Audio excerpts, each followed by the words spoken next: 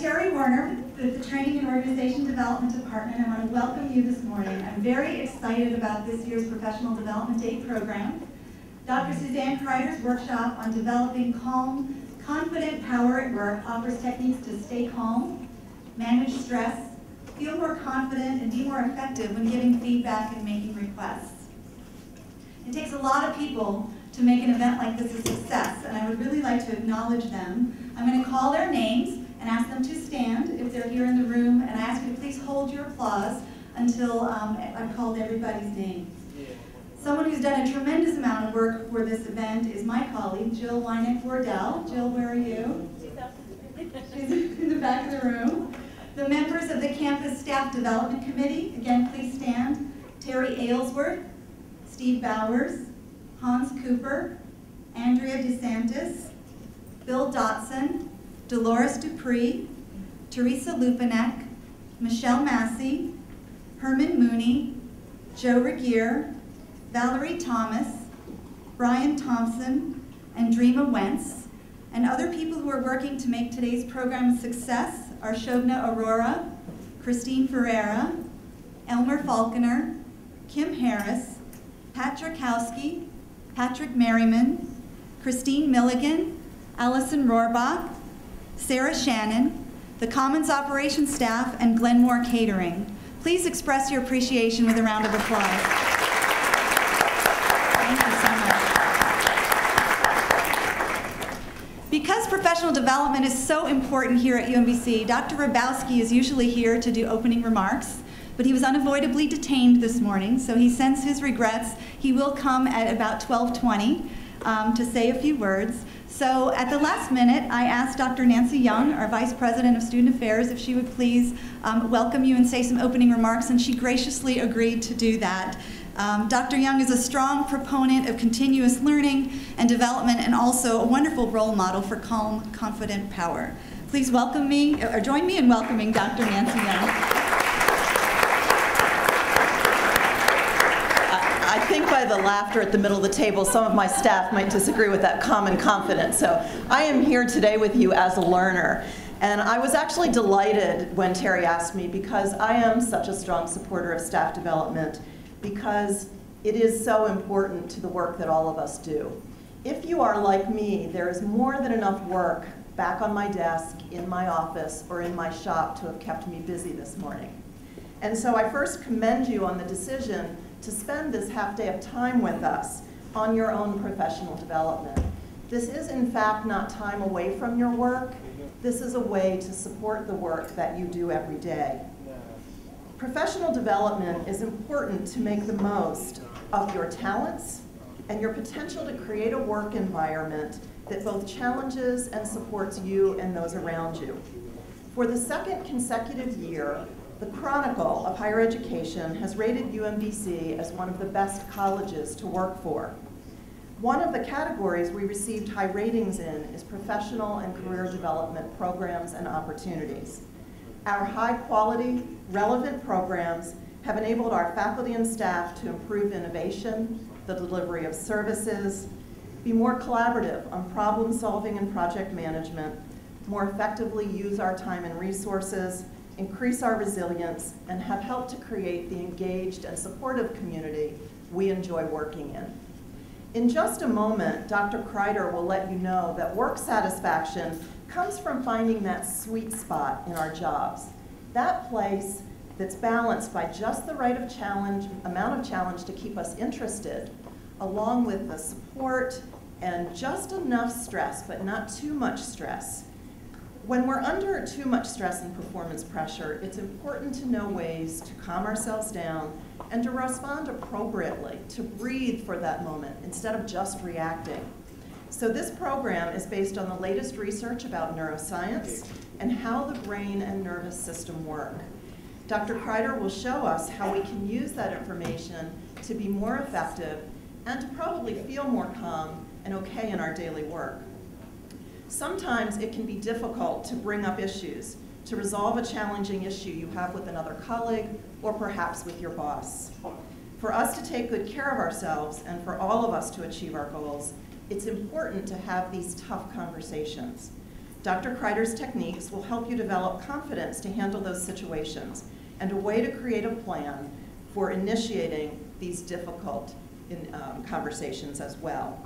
So now it's a pleasure to have Terry come back up to introduce the main event and our key speaker for today, Terry, to introduce Dr. Kryder. Thank you.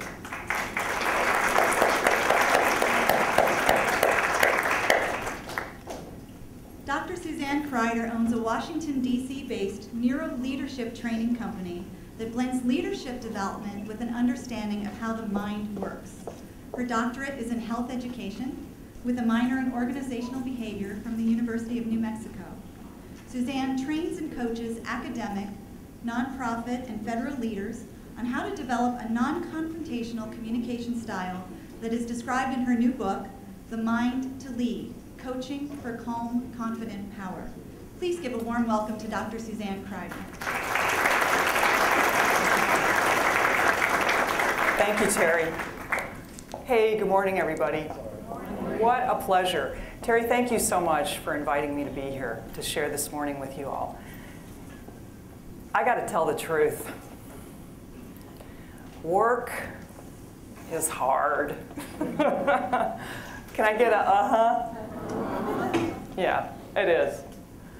And what we're going to talk about today is just what Dr. Young mentioned. We're going to look at some specific tools to help you when the stress is actually either too high or too low.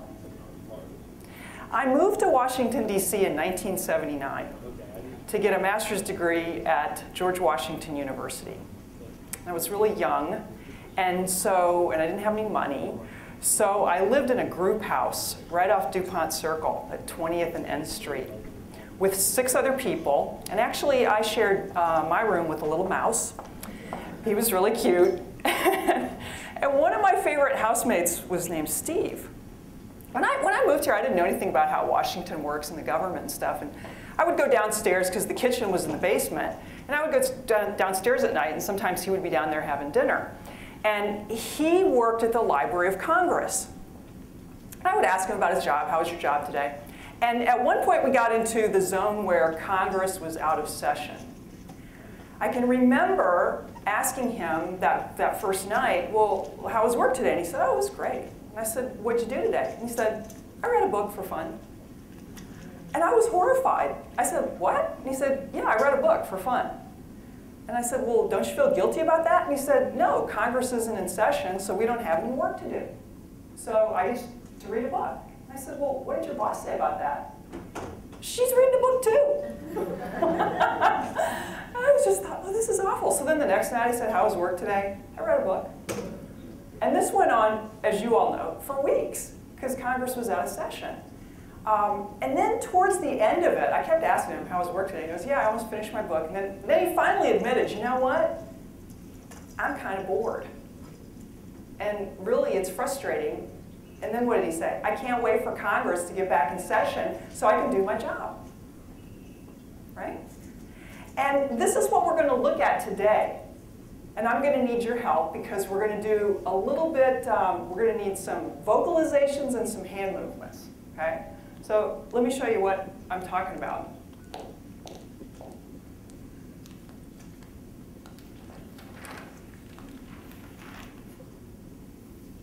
The research does show what I've tried to capture here on this flip chart. This axis is our motivation level. How enthusiastic, motivated, and engaged we are with our work. Low on the bottom, high on the top. This axis is our stress level. Low on the left, high on the right. And what the research shows is whenever our stress is either too low, which I call, let's hear that. That's it. Or too high, right? And we're going to do that as, ah! Let's do that one. Ah! Oh, a little bit louder, folks. Ah! Then we are at the low level of motivation, right? So that's what happened to Steve. You know, it was kind of fun to go to work and read a book for a couple of weeks. But then, frankly, he started to get bored. it's just not stimulating enough. It's just not engaging enough. And you can see this in your own cycle with students coming and students going. We ramp up for the semester, we ramp down for the quarter. And you can see that we're constantly going through these fluctuations from low to high. Of course, when Congress came back in session, you know what happened. He was working 10 or 12 hours a day. And after a couple of weeks, it's like bags under the eyes, haggard, stressed out, overreactive, all of those symptoms that we've all been through. What we're going to talk about today is where is that sweet spot. The sweet spot gives us a high level of motivation because it's right in the middle of the stress zone, right? So it's like the three bears, not too little and not too much, right? It's not, and it's not, ah! What we're going to call that is, ooh. Can I hear that from everybody? Ooh. Yeah, that's the sweet spot or the just right spot. That's what we're looking for. And a lot of times people will say to me, well, Suzanne, I don't have control over my job. That's up to my boss to put me in the ooh. And what we're going to talk about today is that is not true. That is not true.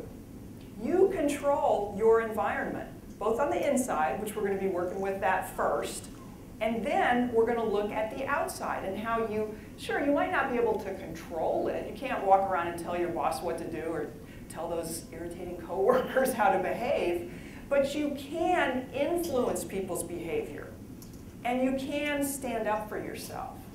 And that's why I am so delighted to be here to have this invitation, because what it means is this university, I'm going to say some kind of radical stuff today, and this university wants you all to use this material and actually stand up for yourself and have these challenging conversations with your coworkers, with your boss, and for those of you who are bosses, with your employees. You all have the capacity to continue to improve. I know this is a fabulous work environment, and you have the capacity to continue to improve it. So, before we get started, I have a couple requests for us.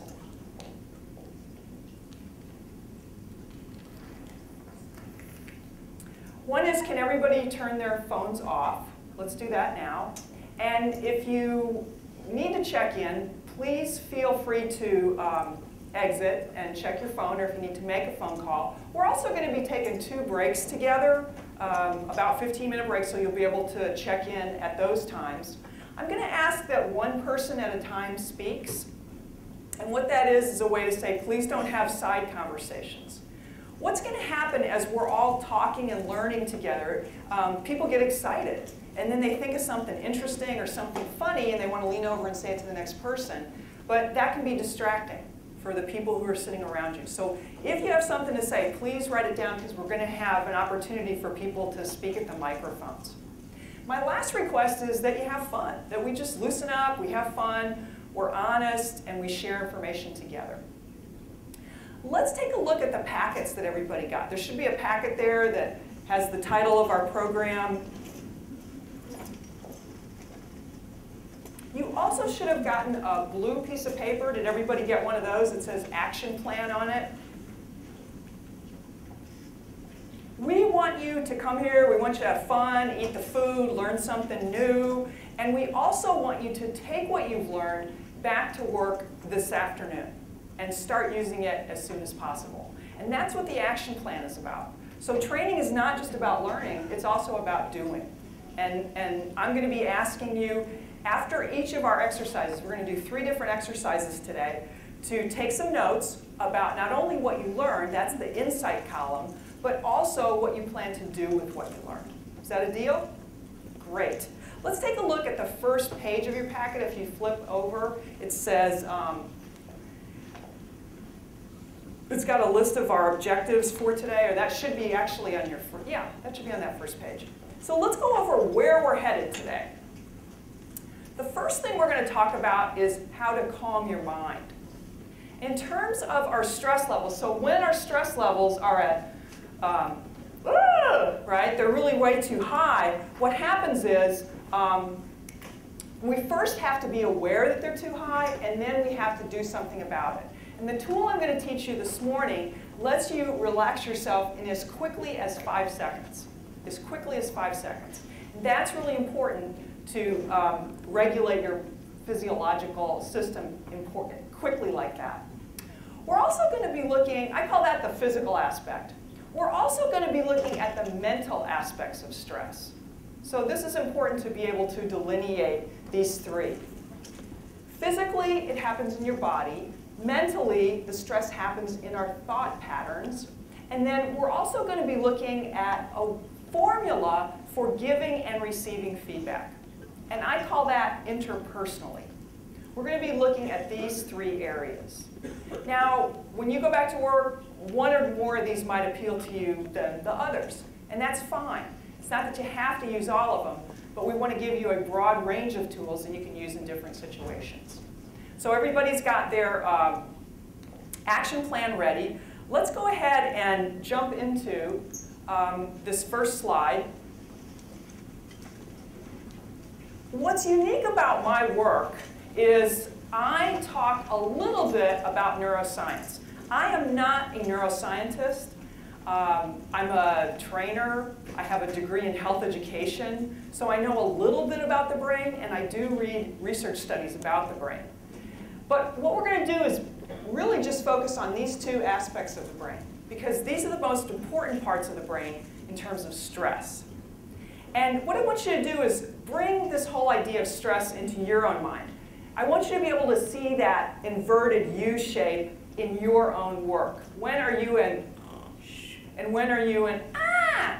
And in a minute, I'm going to ask you to think about, how do I know when I'm in ooh? Because that's the zone we want to get you to.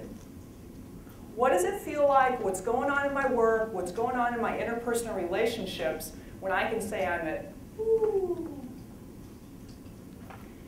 Before we go there, I want to give you some bad news. Okay? It's like a bad news, good news thing.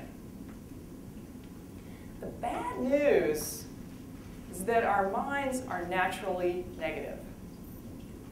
All of our minds are naturally negative. So when I first start working with a new client, I'll say, well, what did you want to talk about? And 75% of the time, people will say, I am so judgmental. Like they're the only person in the world. And I just say, well, join the club. You know, come on in, the water's great. And they say, no, but I'm really judgmental about other people. I just judge them endlessly, like how they look and how they talk and what they do. And I go, yeah, everybody does. And then they say, but I'm also really judgmental of myself. Like I really put myself down and I'm really harsh to myself, and no matter how hard I work and what a great job I do, I just always look at the negatives and I always find out what I did wrong. I go, yeah. Does that sound familiar to anybody? Yeah. Okay, that is not about your personality. That's not about how your parents raised you or whatever, your religion or your height or anything. It's because you own a human brain. And everybody's doing it all the time. And the reason everybody's doing it is because of that little red knob that you can see. That structure in the brain is really important. It's called the amygdala. So can everybody try and say that with me? Amygdala. Amygdala. Good.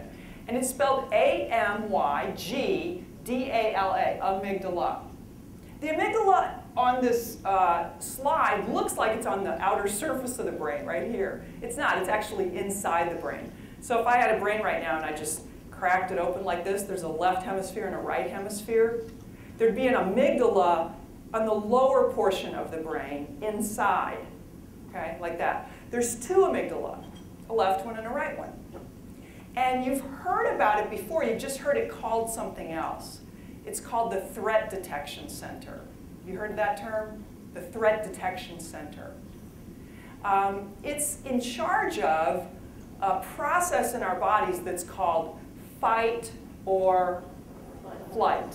Okay? There's a third F, so sometimes we don't have enough energy to fight, and we're not fast enough to flee, so what do? Freeze. So it's actually fight, flight, or freeze. And we got that from opossums. That's what opossums do. When a predator comes up to them and they realize they're not big enough to fight, and we do this at work, right? Somebody's coming to get us and we have to make a quick decision. I'm not big enough to fight that guy and I'm not fast enough to get away, so I'm just going to freeze. That's what opossums do. And then the predator thinks, oh, it's dead. I want fresh meat. So it just sniffs around, and when it thinks that the opossum is dead, it just walks away. Sometimes that's what our predators at work do, right? They come up and kind of sniff around and they figure, oh, she's frozen, I'm just going to leave her alone. What the opossum does then is it opens its eyes, looks around, makes sure the predator's gone, and then it shakes off that tension. And that's what we need to learn how to do. And I'm not going to ask y'all to get up and shake right now, but we got to find a way to release this tension that builds up inside of us. Right? So, where did the amygdala come from? Well, I don't want to get too heavy into this, but basically what happened was 300 million years ago, there were just creatures that were like reptiles. And they had little reptile brains. Okay? We're going to call this the first floor of our brain. And we still have structures in our brain, the brain stem and the cerebellum, that are similar to the brain of a reptile. And all that part of our brain does is keep us alive. It does breathing, heart rate, digestion, just natural functions like that. We don't have to think about that stuff. Okay? Then about 50 million years later, mammals and animals started to differentiate, and they were more sophisticated than reptiles, because reptiles aren't that sophisticated, right? And so there was a second floor in our brain that developed, or in animals that developed, that contained the amygdala. And that second floor I call emotional, the emotional brain. So we got the reptile brain, the emotional brain. Now, what differentiated mammals from reptiles is that they could have a more emotional reaction to things. They could say, oh, I don't like that. They could scan for threats. And that capability is still in our brains. Our ability to scan the environment for threats. And even though you don't know it right now, your brain is scanning for threats. It's scanning the way your body feels in the chair. This is all kind of unconscious. The temperature, the sound, the images that you're getting from me, like, who is that woman? She should dye her hair. She really should. It's scanning even the people at your table to make sure that you're safe. It's scanning that sound of who's leaving, what's happening with that door. See, we forget that we've got these modern skulls and modern bodies, but we're really carrying around Stone Age brains. And if you can think about the ancestors we had, think about our ancestors, pre-humans, okay, that were before humans could stand up. Those creatures were walking around, and what were they doing? They're walking through the jungle, right? And our ancestors, the ones who survived, were the ones who were super sensitive and observant. They were the ones who were like this, right? They had excellent visual acuity. They could hear every little leaf rustle. They could smell something different, right? They were very sensitive creatures who could respond and react with what? Fight, flight, or freeze. And then think about our ancestors who did not make it, right? They were more like this. Whoops! Right? And they got pulled into the bushes. So we have to be grateful, don't we, that our ancestors, the ones who we came from, were super sensitive. The problem is we don't need to be so sensitive today. Because we don't have, I don't know, lions and tigers and bears, real ones, running around that we have to worry about. Okay? So that is part of our job with these amygdalas that are still highly sensitized. Frankly, a little bit too much. I wish we could turn the volume down on them, but we can't really, except with the tool that I'm going to teach you next.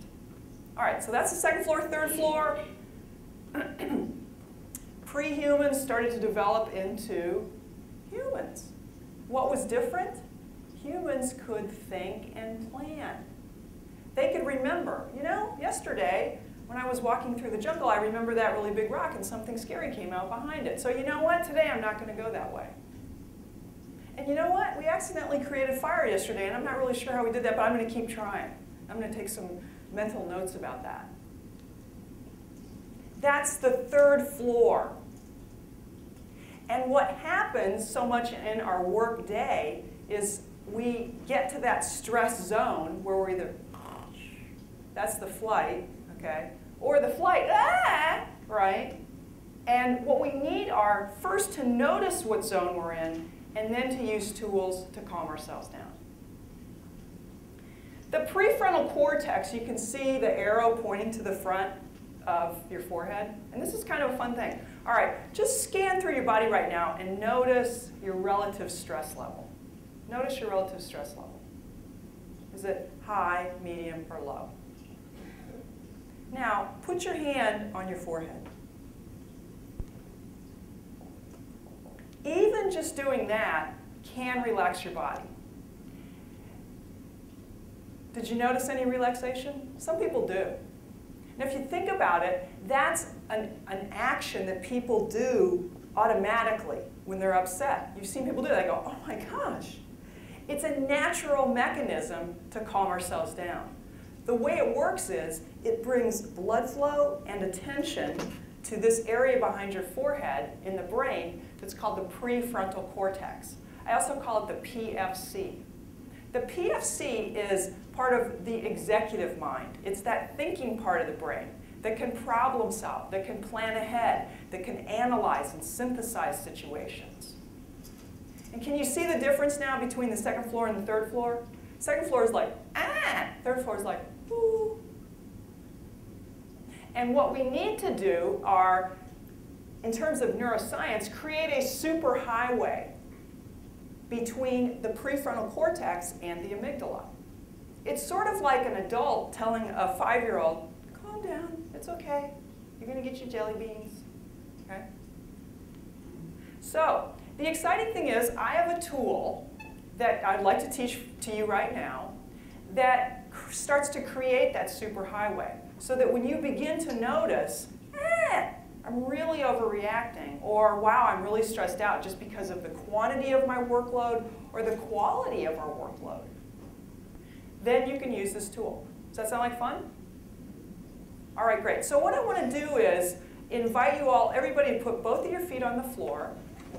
And what I'd like you to do is turn your chairs so you're facing me. Everybody turn your chair so you're not facing the inside of the circle, your table, you're just facing me. And that'll help you feel, that'll help your amygdala feel a little bit like you don't have to worry that somebody's watching you. Okay, does that make sense? Now, who in here, raise your hand, has ever heard the term mindfulness? Oh, wow, that's a lot of people. All right, great, this is awesome. So these are, the tools that we're going to use are some mindfulness techniques. And mindfulness is basically bringing your mind into the present moment by bringing attention to the prefrontal cortex. All we're going to do is use scientifically tested tools that engage the prefrontal cortex to calm the amygdala down. Does that make sense? Now, we're going to do this as a little bit of a science project. So what I'd like for you to do now is get a stress score of where you are right now. And then we're going to see how much you're able to lower that score by just doing the exercises that I give you. What I'd like for you to do is just scan your awareness, maybe starting at the top of your head. Scan your awareness through your body, just in about 5 seconds. And notice relative tension or relaxation. Give yourself a score from 5 being completely tense, stressed out, to 1, I'm super relaxed and on vacation. And where is that score right now? If you'd like to, actually everybody write that number down. That would be good. Write that number down.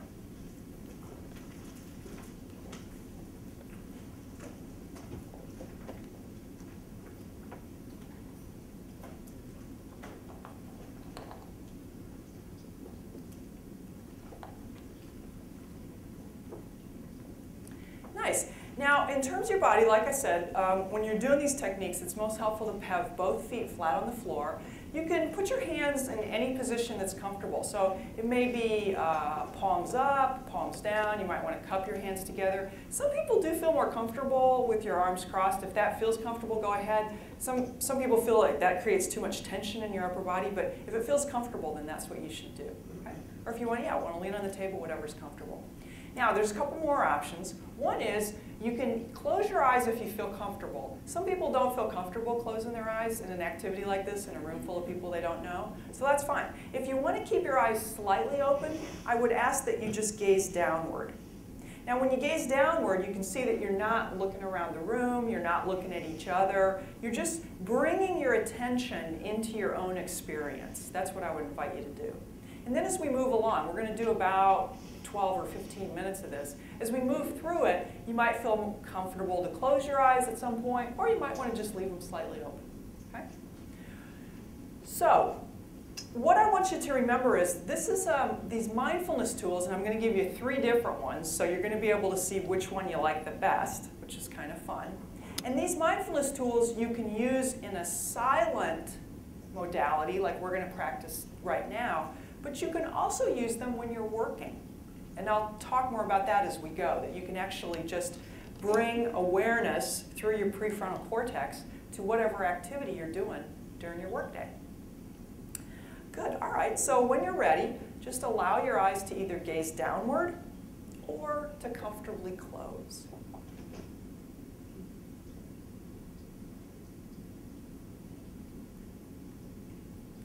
The first activity is called feet and seat. As we do each of these 3 different exercises, just notice which ones you like. You'll notice one you like more than another, and that's fine. With feet and seat, we start by bringing our awareness to the bottom of our feet. Notice the sensations of your feet contacting the floor. You might want to wiggle your toes a little bit, and then let them relax.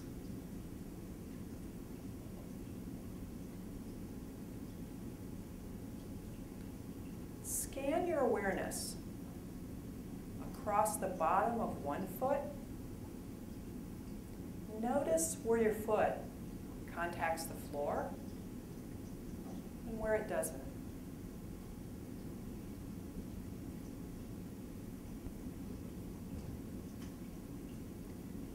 Shift to the other foot. Scan through those sensations where it touches the floor.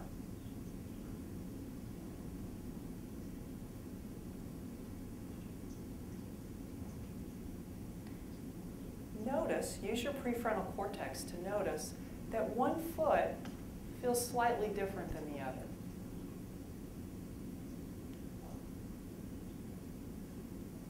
That's okay. Simply notice the sensations and let them be as they are.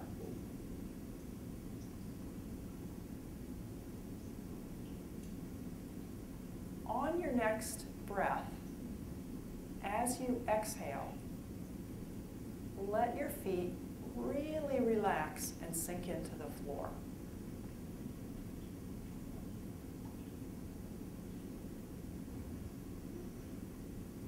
Now, as you're doing these exercises, your mind will create thoughts. That's just what minds do. Hearts beat, minds think. So instead of thinking, oh, I shouldn't be thinking, no, that's just another thought. Just allow the thoughts to be in the background. You see that? The sensations in your feet are in the foreground. They're in this room. And think about your thoughts almost like they're in another room. You're sort of muffled, and you don't really have to listen to the content. Just keep bringing your prefrontal cortex back to the sensations in your feet.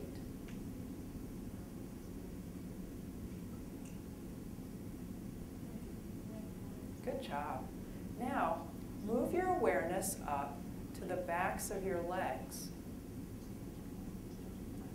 starting where your legs contact the chair.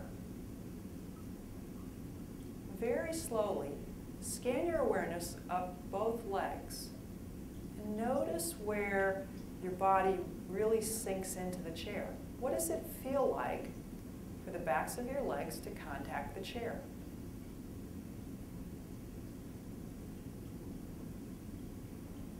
Keep moving up and then move your awareness into your seat and up your low back. Notice where the chair disappears and then it contacts your back again. Just move, scan your awareness all the way up to where the chair ends.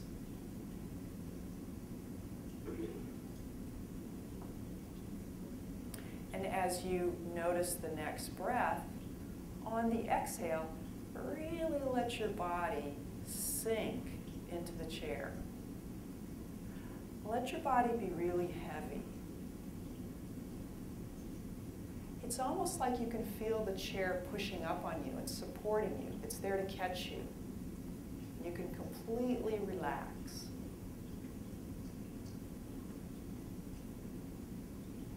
Now, see if you can be aware of your feet and seat simultaneously. Bring some awareness into both your feet and your seat.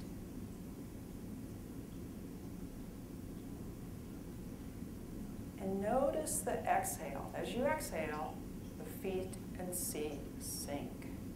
Real heavy, real relaxed.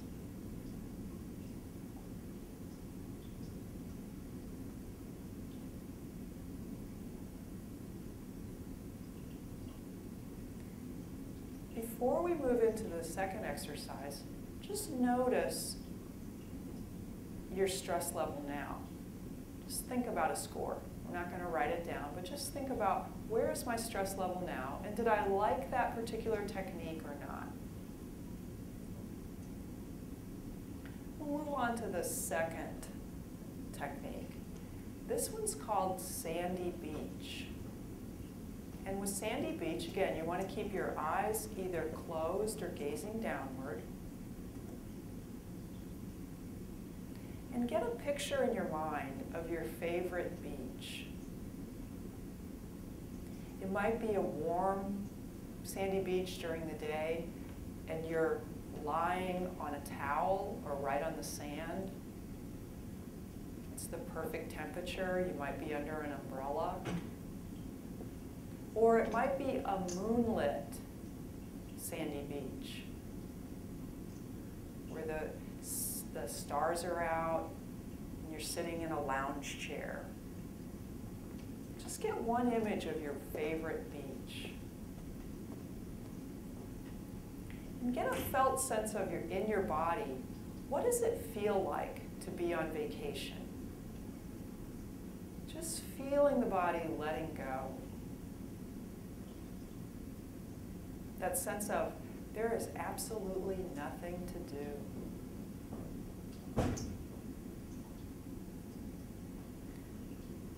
We're going to scan our awareness through the whole body, starting at the feet, and relaxing each part of the body as if you were on vacation on this favorite beach. So even though thoughts come up and they're distracting, again, put those in another room and keep bringing your awareness gently back to the felt sense of being on vacation on your favorite beach. Begin by relaxing your feet. Feel them sink into the sand or the towel. The backs of your legs relaxing. Your torso relaxing. It's heavy, sinking down. Your upper body and chest are relaxed. Your arms, shoulders, and particularly your hands are very relaxed and warm. Relax the neck, the head. Relax your jaw. Your mouth might even drop open a little bit. Your tongue relaxes. And your eyeballs. Let go of any tension or pull in your eyes. Just that whole felt sense of being on vacation, nothing to do, relaxed.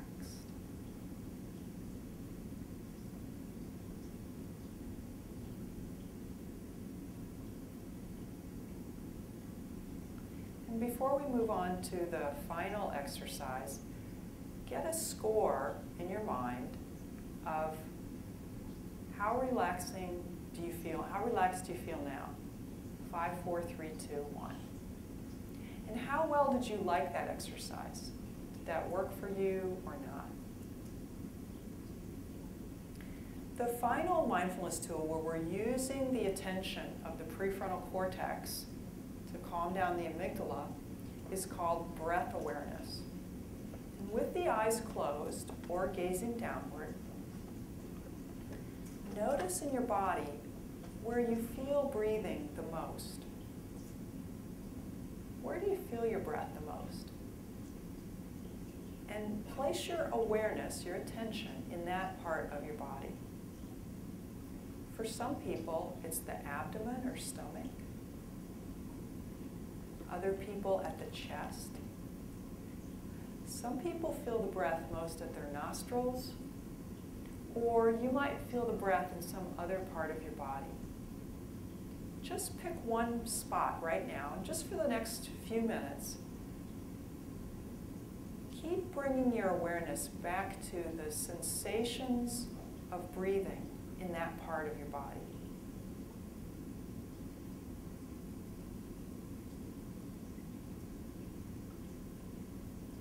We're not trying to control the depth or the length of your breath. Simply watch your breath. It knows exactly how it wants to be right now. It might be slow and deep, fast and short. Your body's wise. It knows how to breathe. You're simply watching it, just like you watch a TV show.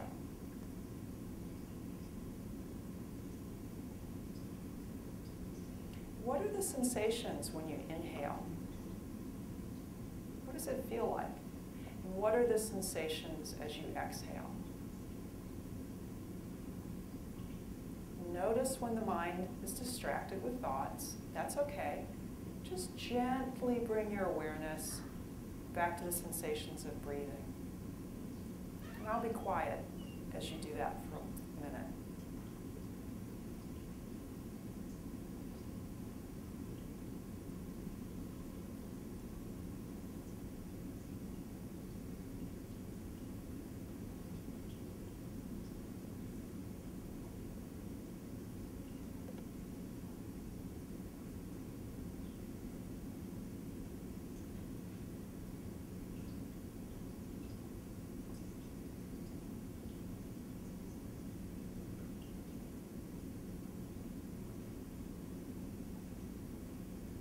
As you continue to feel the breath,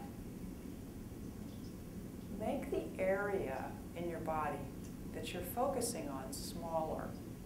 So make it smaller, like about the size of a quarter. Really small spot. Focus right in on that particular small area where you feel the breath the most. If you're at your nostril, it might be even smaller, like the size of a dime. What are the sensations like?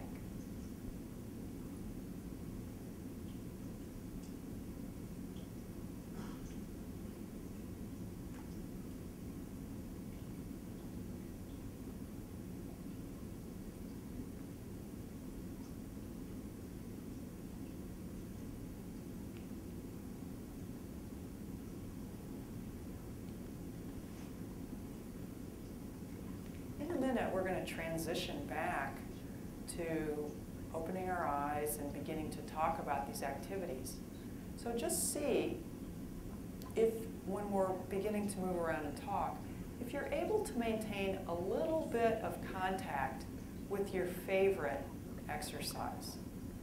So scan through and give yourself a stress score now for this last one, breath awareness.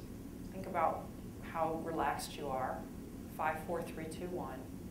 And then decide which of the 3 you like the best.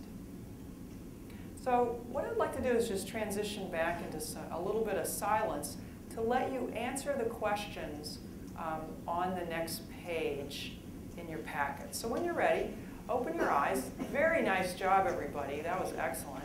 And you'll see on page 3 a picture of the beach. At the top it says calm your mind. And in the bottom half there's a couple questions for you. So could you write down the answers to those questions for me? By the way, if you either didn't enjoy those exercises or you weren't able to do them, no worries. Some people, these kind of exercises just don't, feel good. You just don't connect with them. So if that's you, it's not a problem. It's just not one of the tools that you're probably going to be using. I'd like to have you do something at your tables now. In a moment, what we're going to do is I want you to have a discussion at your table, and I want you to talk about the answers to the questions that you just wrote. And then I'd like for you to come up with any questions you have for me about how the tools work, or what happened, or how you can use them in the workplace. So let's do that for about 5 minutes, just those 2 things. Talk a little bit about your answers, and then generate any questions for me. Let's do that now. I was really impressed, because I did peek a couple times to take a look, and I was really impressed at the level of calm that the room got to. And it's pretty powerful. I don't know if people notice this, but doing this by yourself is really pleasant and enjoyable. And there is something that's really supportive, particularly by doing it in a room full of people together. So really nice work. If you could raise your hand if you have a question, we'll bring a microphone over. Who's got a question?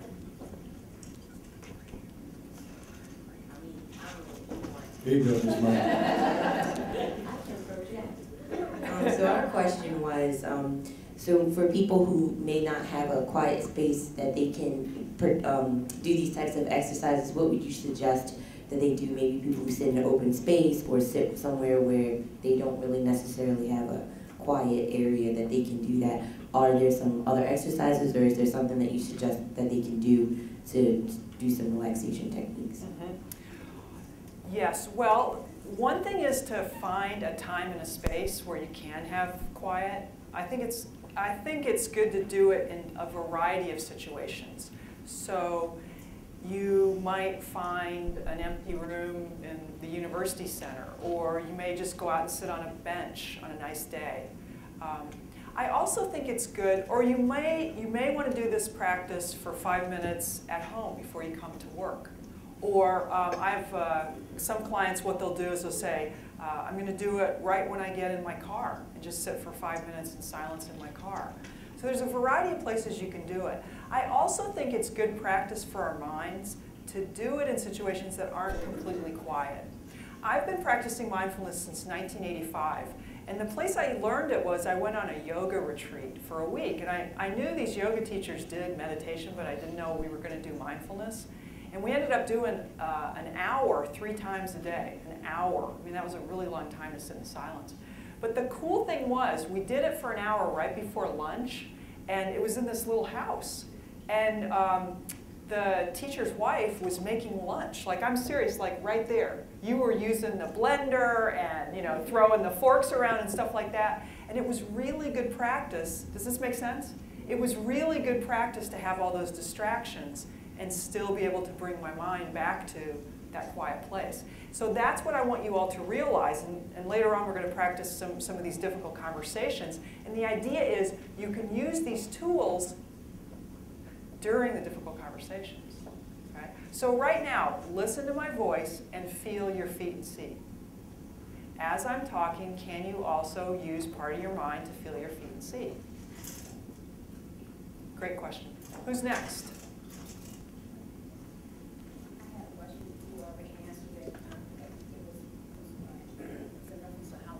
How long? Can we get some? Well, I like the sandy beach. Good. It was difficult coming out of the sandy beach, though. You didn't want to come back. It wasn't on your itinerary. Yes. Yeah, so the question about timing is important too, because what I say is win small rather than lose big.